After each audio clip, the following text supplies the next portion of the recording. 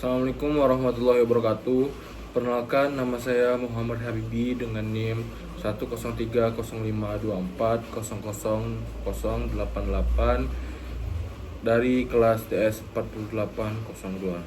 Saya di sini akan menjelaskan tentang tugas yang telah saya buat yang mengenai evaluasi CLO 1 mata kuliah manajemen proyek.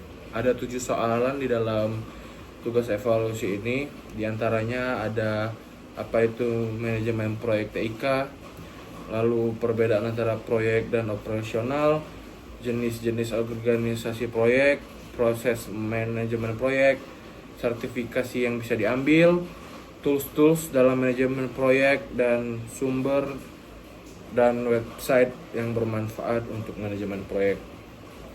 Dari 7 aspek ini saya akan menjelaskan semuanya. Yang pertama ada manajemen proyek TIK. Manajemen proyek TIK adalah proses merencanakan, melaksanakan, mengawasi, dan menutup proyek yang berkaitan dengan teknologi informasi dan komunikasi, seperti pengembangan sistem, infrastruktur IT, aplikasi, atau jaringan untuk mencapai tujuan dengan waktu, biaya, dan kualitas yang telah ditentukan. Selanjutnya ada karakteristik proyek dan operasional. Salah satu aspeknya adalah tujuan. Tujuan dari proyek adalah unik dan spesifik, sedangkan operasional berulang dan rutin. Artinya di sini proyek memiliki batasan waktu, sedangkan operasional tidak.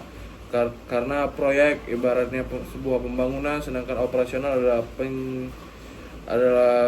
penjalanan dari proyek tersebut. Selanjutnya adalah durasi.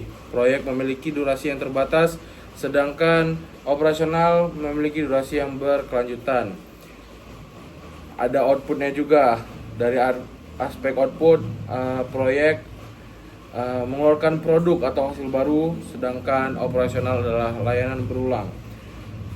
Selanjutnya ada aspek risiko.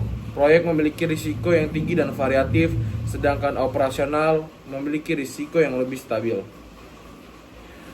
Selanjutnya adalah aspek tim. Proyek memiliki tim yang sementara, sedangkan operasional memiliki tim yang tetap. Selanjutnya ada jenis organisasi proyek. Jenis organisasi proyek ada 5. 1. Fungsional, 2. Matriks lemah, 3. matriks kuat, 4. proyek murni, dan yang kelima hybrid. Untuk yang fungsional, proyek dikelola dalam struktur departemen, matriks lemah, koordinasi lintas departemen, tapi wewenang di manajer fungsional. Selanjutnya matriks kuat, manajer proyek punya otoritas besar. Di jenis organisasi proyek murni, tim khusus dibentuk hanya untuk proyek tersebut. Lalu untuk jenis organisasi proyek yang hybrid, jenis organisasi proyek ini merupakan kombinasi antara fungsional dan proyek murni. Selanjutnya ada proses manajemen proyek. Proses manajemen proyek ada 5. Yang pertama inisiasi, yang kedua perencanaan, yang ketiga pelaksanaan, keempat monitoring, dan yang kelima penutupan. Dalam inisiasi kita menentukan tujuan dan stakeholder. Bagaimana proses proyeknya ingin dibuat, siapa-siapa saja yang terlibat dalam proyek tersebut. Lalu selanjutnya ada perencanaan. Di dalam perencanaan ini itu kita menyusun skop, timeline, biaya, dan risiko itu ada di perencanaan. Selanjutnya adalah pelaksanaan, eksekusi. Di proses pelaksanaan ini kita mengimplementasi dan koordinasi tim yang telah kita buat dan yang telah kita inisiasi dan kita rencanakan sebelumnya. Selanjutnya adalah monitoring dan kontrol. Monitoring dan kontrol ini adalah memantau jalannya eksekusi, apakah lancar atau tidak, lalu memantau kualitas, memantau anggaran, apakah sudah sesuai dengan yang direncanakan atau tidak. Selanjutnya adalah penutupan. Penutupan adalah evaluasi hasil dan dokumentasi dari proyek tersebut. Ada beberapa sertifikasi yang dapat diambil untuk manajemen proyek ini, khususnya bagi para project manager. Sertifikasi yang bisa diambil diantaranya ada PMP, Project Management Professional, Prince2, Foundation, CAPM, Certified Associate in Project Management, ada CompTIA Project Plus, dan ada ITIL. Banyak tools yang bisa digunakan untuk kelancaran kerja bagi seorang project manager. Tools-tools itu diantaranya ada MS Project, Jira, Notion, ClickUp, Slack, Microsoft Teams, Gantt Project, Smartsheet, Miro, Lucidchart.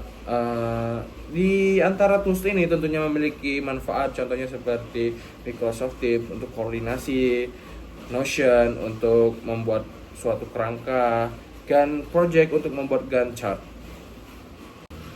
Sumber-sumber dan website yang bermanfaat bagi manager project diantaranya ada pmi.org, projectmanagement.com, axelos.com, lalu Coursera, EDX, Udemy, GitHub, Atlassian.